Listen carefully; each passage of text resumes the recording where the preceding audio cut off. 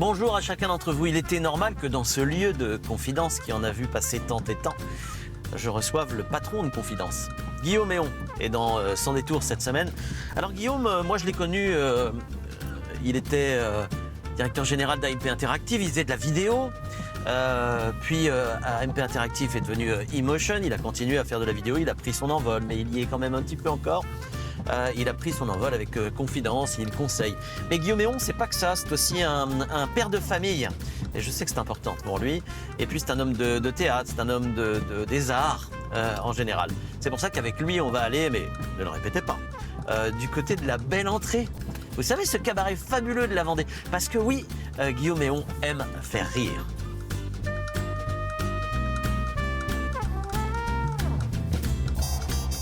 Salut Guillaume. Salut Hervé.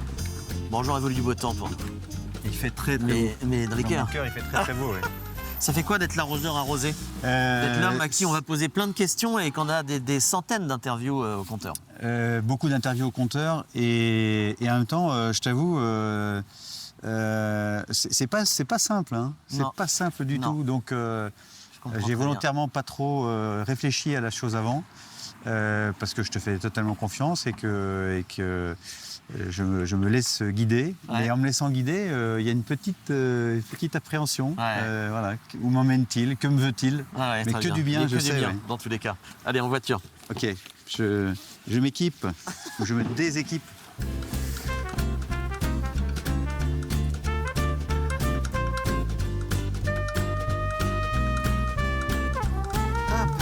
Je comprends ce que tu dis. Je coupe mon téléphone. Oui, coupe ton téléphone.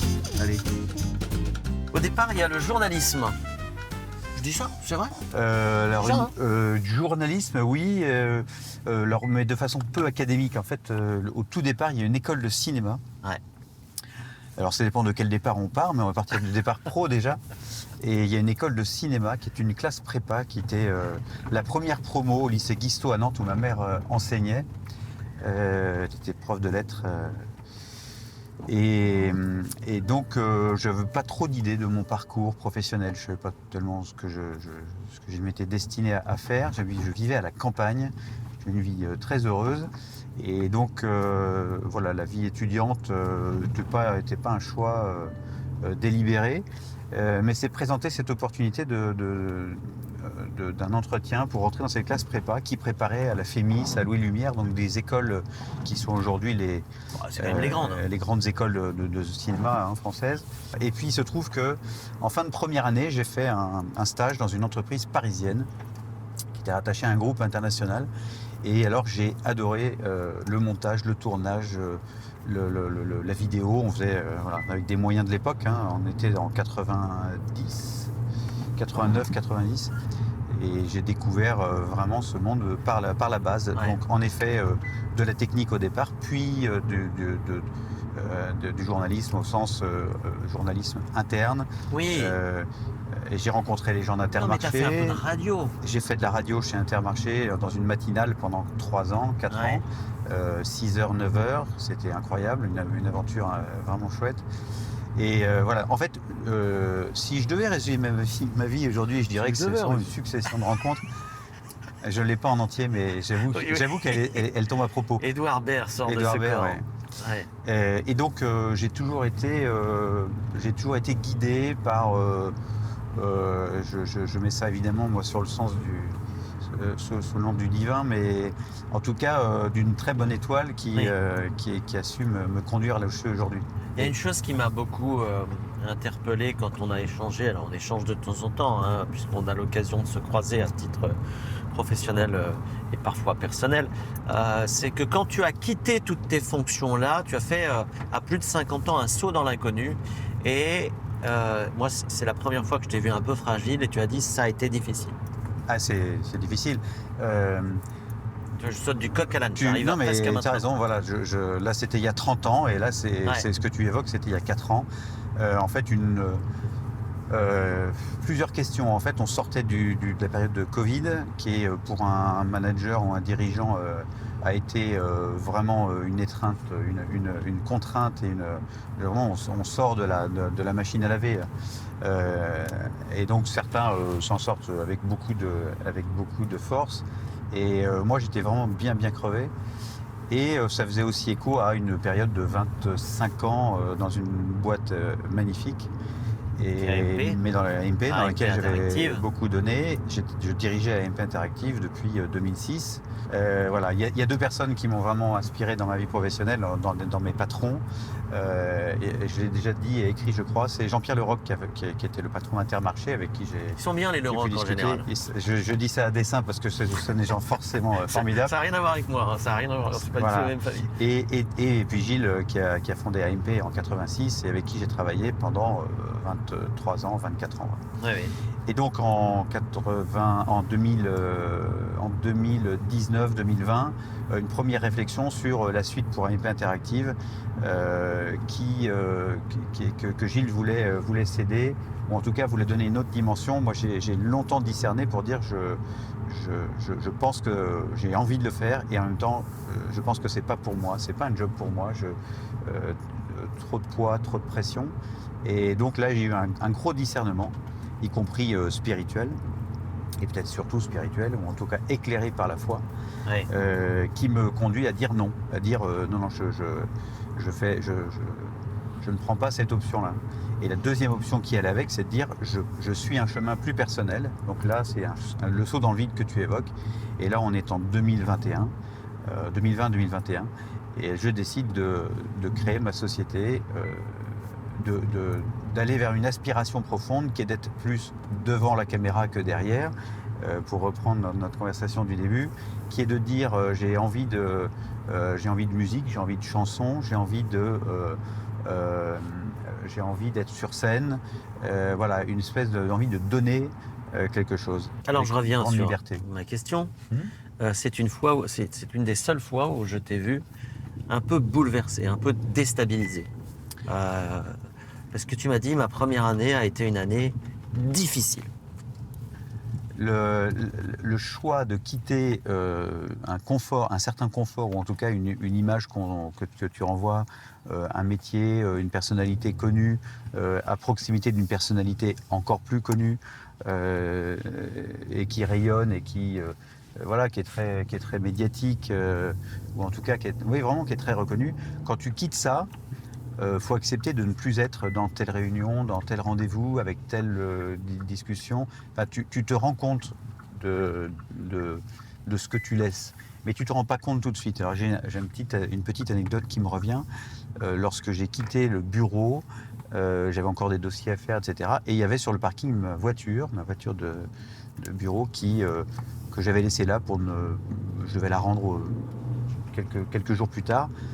Et pour pas risquer de l'abîmer ou je ne sais quoi, enfin, je venais en vélo, j'habitais pas très loin. Et au moment de partir le soir du bureau, il se met à tomber des cordes. Alors je dis le soir et j'en rajoute un peu, non, il était 21h, j'avais plein de choses à terminer. J'aime bien les journées rallongées. Non mais sérieusement, il pleuvait vraiment très fort, donc je lui dis je prends la voiture pour juste ce soir, je la rapporte demain, en prenant soin de ne pas l'abîmer. Je monte dans la voiture et au moment où je monte dans la voiture, je me rends compte que ça, c'est fini. Et là, je me suis mis à pleurer. Je ne pouvais pas m'arrêter. C'était vraiment le moment où c'était un des signes visibles de la fin de cette aventure. Oui, je comprends. Voilà. Et donc, ça passe par des choses très, très, très simples du quotidien. Bien sûr. Et là, tu te rends compte que tu lâches quelque chose.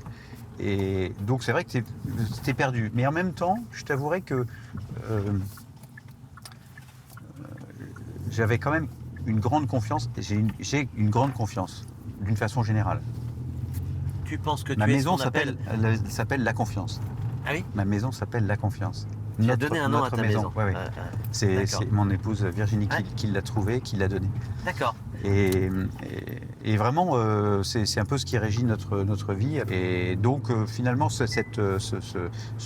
lâcher-prise, cette envie de partir à l'aventure, quand je te dis je l'ai longtemps discerné, c'est-à-dire que je suis allé faire une retraite de 5 jours pour finaliser mon choix et dire c'est OK, je pars.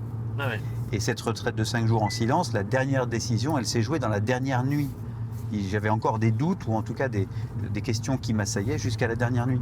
Et le lendemain matin au réveil, la décision était prise. Elle était déjà prise, mais là elle était effective, vraiment totalement consentie et claire, totalement éclairée de l'intérieur du cœur.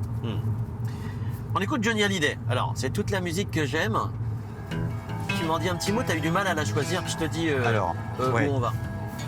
Alors, j'ai eu du mal à choisir, pourquoi ? Parce que la musique, c'est tout ce que j'aime.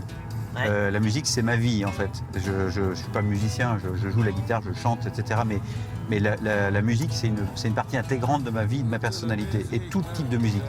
Et quand tu m'as dit quelle musique tu choisis, il y a tellement de choix possibles que j'ai été un peu dépourvu, par exemple, d'aller chercher des chants de l'Académie musicale où on chantait mes garçons, l'Académie de Liesse, par exemple du rap, par exemple, j'écoute beaucoup de choses très variées. Et puis, je me suis dit, que dirait ma femme ? Je me suis dit, que dirait Virginie ? Et elle me dirait, mais forcément Johnny. Et je sais que ça va beaucoup l'amuser. Donc j'ai choisi toute la musique que j'aime, quelque chose que j'ai chanté et que j'adore écouter parce que c'est... Johnny, c'est quand même un monument. C'est une personnalité française qui transcende un peu tous les styles, toutes les générations. Il y a quelque chose d'éternel, je trouve. Ouais. Et voilà, ça c'est une musique que j'aime. Voilà. Direction Saint-André-Gouldois et le cabaret La Belle Entrée. Ce petit côté artiste que tu as, comédien, chanteur, je me suis dit que ça se fondait bien avec La Belle Entrée. Alors j'ai appelé Isabelle Lichtfuss et comment s'appelle-t-il, Jean-Louis Haudebran et direction La Belle Entrée. Alors ils ne seront pas en répétition, mais on va peut-être aller voir les coulisses. Très bien, écoute, super. Et alors, je ne sais pas si on aura l'occasion d'en parler, mais dans mes engagements bénévoles, parce que je tiens à dire aussi que le travail, bien que soutenu, doit toujours te laisser du temps au bénévolat et à l'engagement. J'ai été bénévole, j'ai été membre du réseau Entreprendre. Oui, mais on va en parler. On en parle. Mais on écoute d'abord. Alors on écoute Johnny.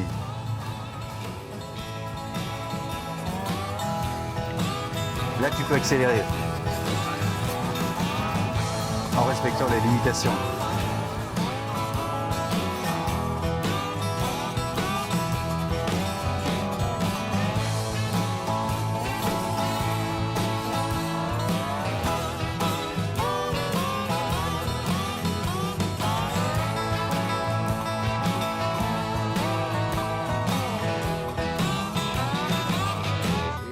Mes joies, j'y mets mes peines, et tout ça, ça devient le blues.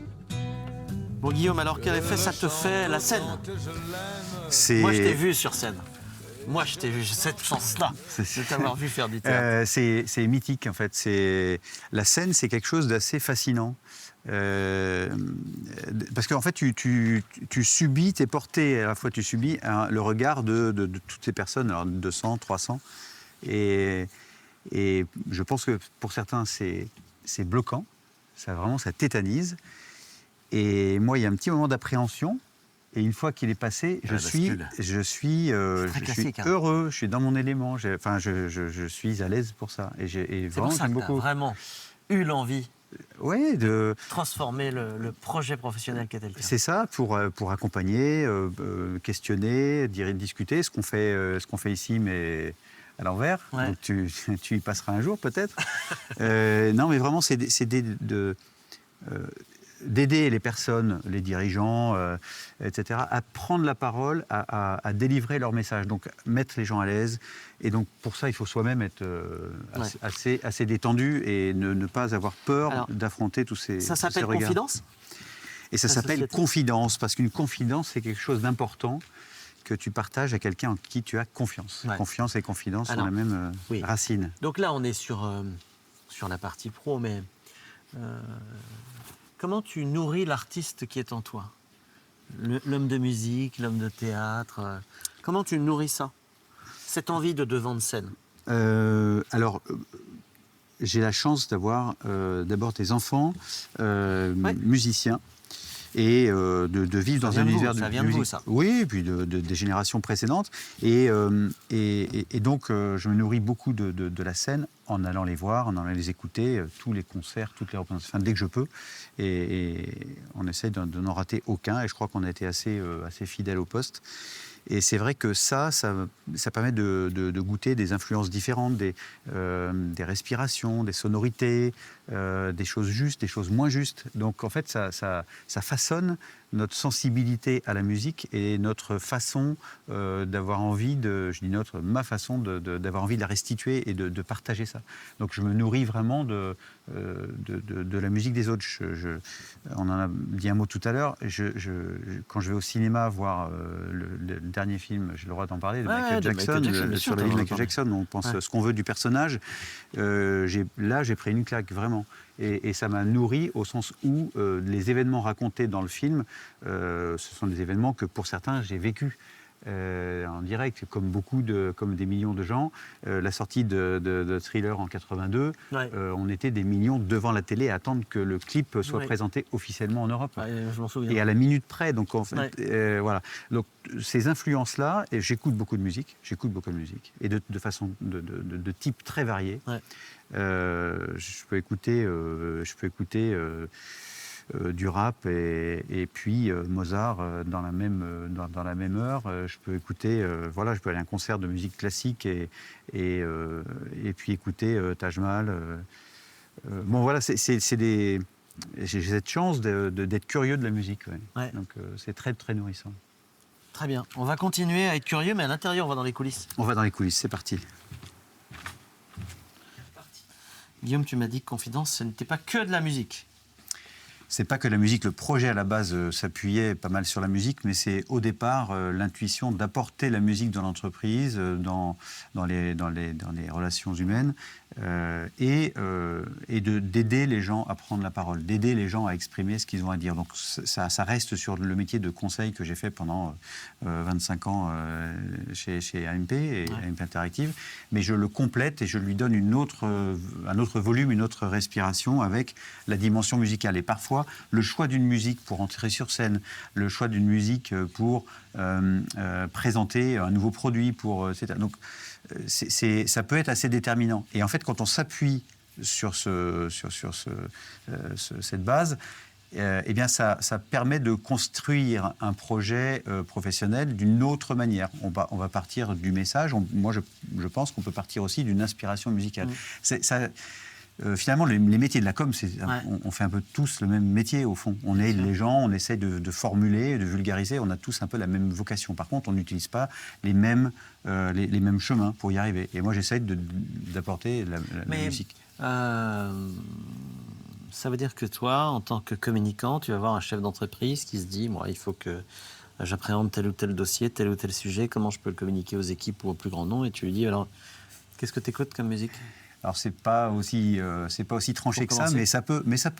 C'est-à-dire que c'est toujours sous-tendu par une dimension musicale, jusqu'à proposer ce que je fais l'an dernier pour l'intégration des masters 1 de l'ICES, une journée en musique, et où je dévoile pas le projet, mais voilà, on permet une expression par la musique. C'est très fédérateur, c'est très drôle, ça rend humble aussi, parce que on n'est pas tous Pavarotti, on n'est pas tous Johnny, donc on ose aussi prendre la parole, s'exprimer. Donc voilà, il y a aussi une dimension d'assumer le risque, d'assumer l'exposition aux autres, et ça peut fendre un peu l'armure et créer une relation plus directe. Tu dirais que avec le temps, tu t'es, j'ai envie de dire, bonifié, tu as élagué un peu ton arbre de vie, de la complexité vers la simplicité. Tu dirais que aujourd'hui tu es pleinement épanoui et tu es reconnu intérieurement pour ce que tu es. Comment tu te sens aujourd'hui ? C'est amusant parce que ce matin, j'ai entendu le mot « demeurer » dans une lecture que je pratique quotidiennement. Et ce matin, le mot qui ressortait, c'était « demeurer ». Demeurer, c'est être fidèle, c'est être dans la durée. et c'est être proche. Et bien finalement, je trouve que le fait de demeurer, le fait d'avoir bossé longtemps, même en travaillant avec les mêmes personnes, le fait d'être fidèle à un lieu, fidèle à une équipe, fidèle à ce qu'on est soi, et bien finalement, je trouve que ça c'est très apaisant et ça te rapproche de ce que tu es vraiment. Il faut du temps.